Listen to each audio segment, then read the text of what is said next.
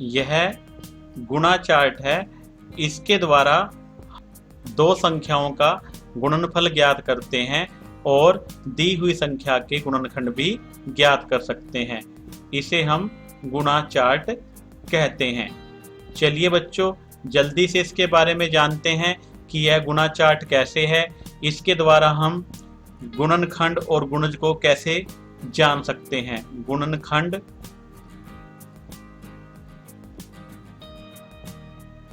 एवं गुणज।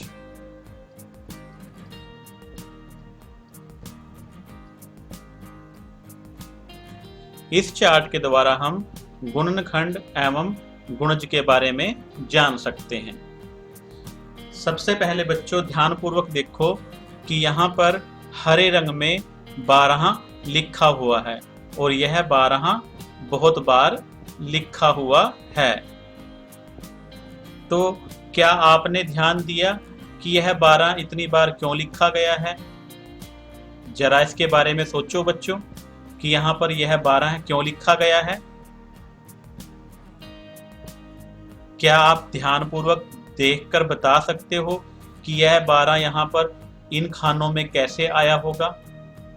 क्या आपको यहाँ पर जो दो लाल रंग की लाइनें हैं वो नजर आ रही हैं? इन पर क्या है बच्चों? यहाँ पर 1 2 3 4 5 6 7 8 9 10 11 12 तक गिनती लिखी हुई है और इसी प्रकार यहाँ पर भी 1 से लेकर 12 तक गिनती लिखी गई है। अब इस गुणा चार्ट को समझते हैं। अगर हम यहाँ पर देखें कि यह 12 कैसे आया है, इस 12 की सीध में यहाँ पर 3 लिखा गया है और इस तरफ 4 लिखा गया है। तो जब हम 3 और 4 को आपस में गुना करेंगे तो 3 चौके 12, यह हमारा उत्तर आ जाएगा। तो ये क्या है? 3 और 4 को गुणा करने पर हमें जो गुणनफल है वह 12 प्राप्त होता है। तो हम कह सकते हैं कि 3 और 4 12 के गुणनखंड हैं। 12 के गुणनखंड हैं। क्यों है? क्योंकि 3 और 4 को गुणा करने पर हमें 12 प्राप्त होता है। तो 3 और 4 12 के गुणनखंड हैं। 3 और 4 क्या है? गुणनखंड हैं।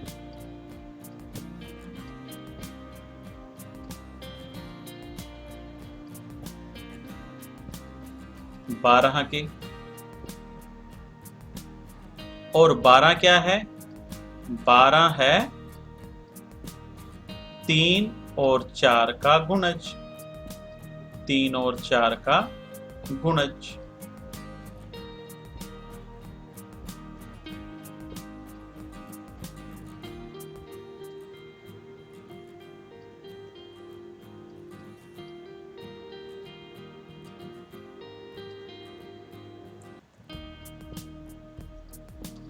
तो हमें इस गुणा चार्ट से यह आसानी से पता चल जाता है कि जिन दो संख्याओं को गुणा करने पर हमें गुणनफल प्राप्त हो रहा है वह दोनों संख्याएं उस संख्या के गुणनखंड हैं और यह जो संख्या है यह उस संख्या का गुणज है। अब आगे देखते हैं। यहाँ पर यह 12 कैसे आया है? यहाँ पर 4 है और अगर इधर देखें तो इधर 3 है। तो 4 तिये 12। जब 4 को 3 से गुणा करेंगे तो हमारे पास गुणनफल कितना आएगा? 12 आएगा। तो 4 और 3 12 के क्या हैं? गुणनखंड हैं। 12 के गुणनखंड क्या हैं? 3 और 4 और 12 क्या है? 3 और 4 का गुणज है। इसी प्रकार यहाँ पर देखते हैं यह 12 कैसे आया है? यहाँ पर 6 है और यहाँ पर 2 है।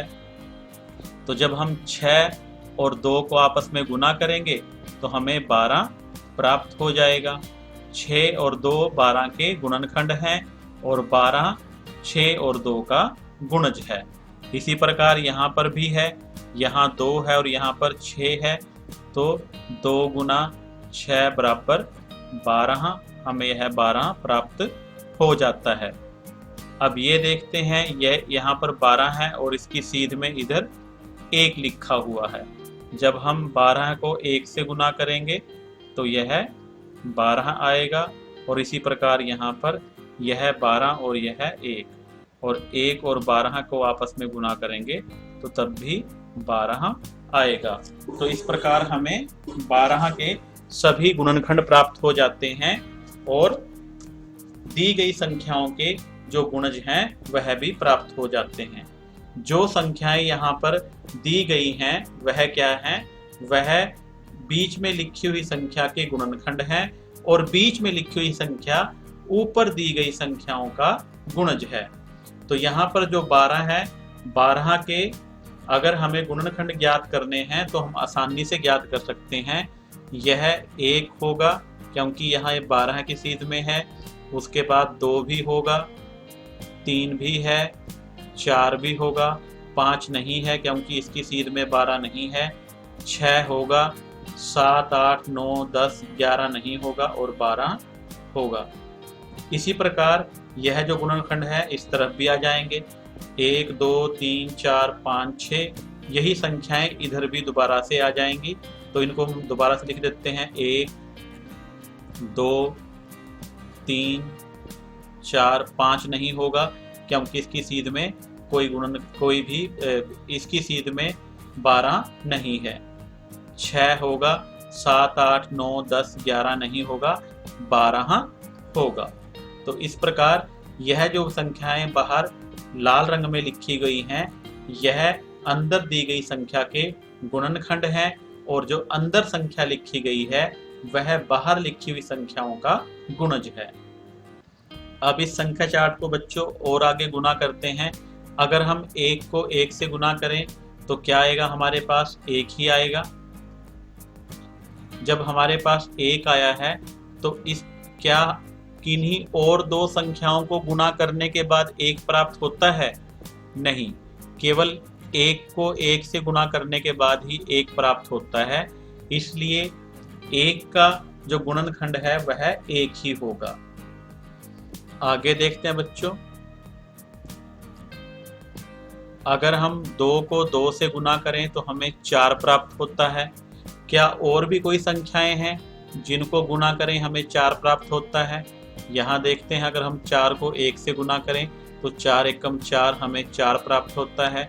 और इसी प्रकार अगर 4 को 1 से गुना करें तो हमें 4 प्राप्त हो जाता है।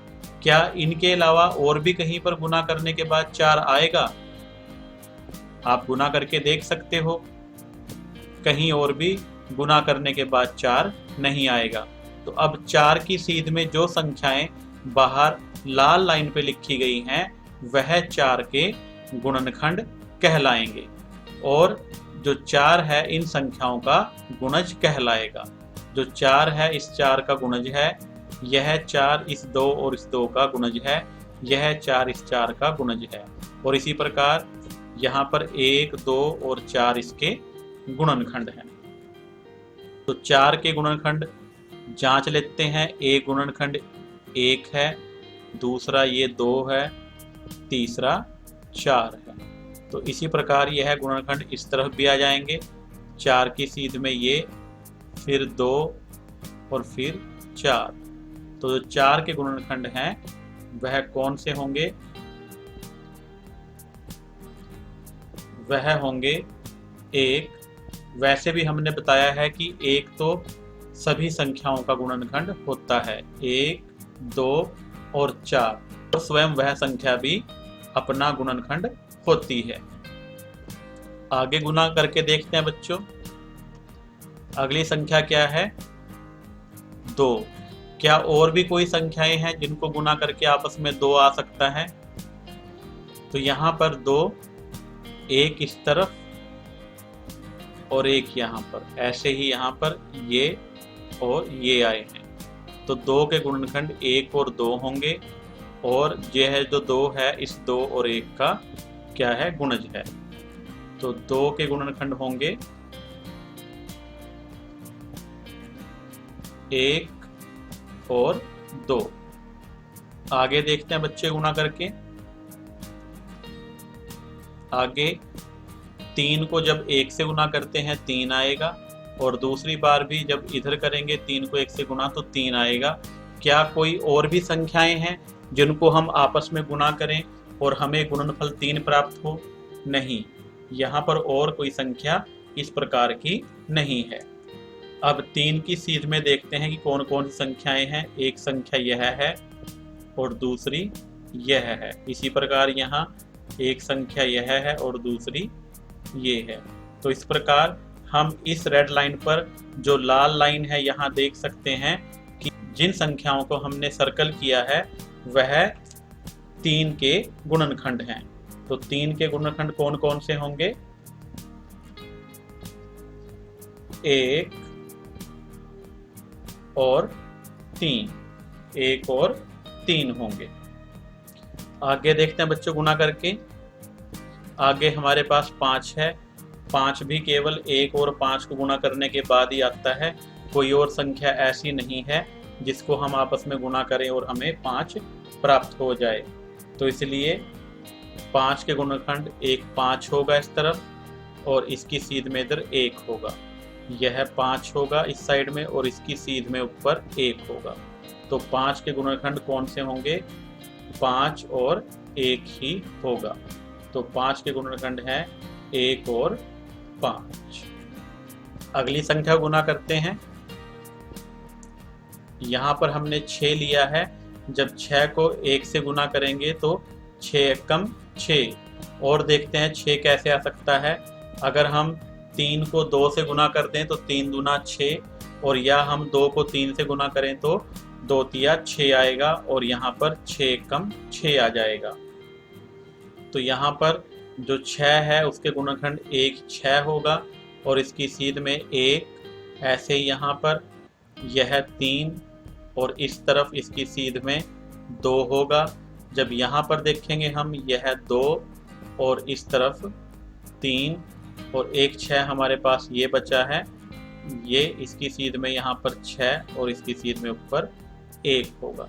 तो इस प्रकार हम इस लाल लाइन पे देख सकते हैं कि 6 के गुणनखंड कौन कौन से हैं। तो 6 के गुणनखंड होंगे 1 2 3 और 6। इसी प्रकार देखते हैं 7 के गुणनखंड 7 और 1 ही होंगे, क्योंकि 7 को जब 1 से गुणा करते हैं तो 7 और 1 आता है। इसी प्रकार 8 को देखते हैं। 8 को जब 1 से गुणा करेंगे तो 8 एकम 8 आएगा। दूसरी बार भी ऐसे ही 8 को 1 से गुणा करेंगे 8 एकम 8 आएगा। और अगली बार 4 दूनी 8, जब इसको करेंगे तो 4 दूना 8 आएगा। तो इस प्रकार हम 8 के गुणनखंड भी पता कर सकते हैं। तो बच्चों, अगर आप इसमें देख सकते हैं कि यह हमारे पास जो गुणनखंड ग्रिड है, इस चार्ट से आप गुणनखंड और गुणज के बारे में पता कर सकते हो। तो आपने जो और इससे आगे की गुणा है वह स्वयं करनी है, और यह सवाल आपने अपनी अभ्यास पुस्तिका पे करने हैं, और आपने अपनी जो गणित की किताब है उसमें भी यह अभ्यास कार्य करना है।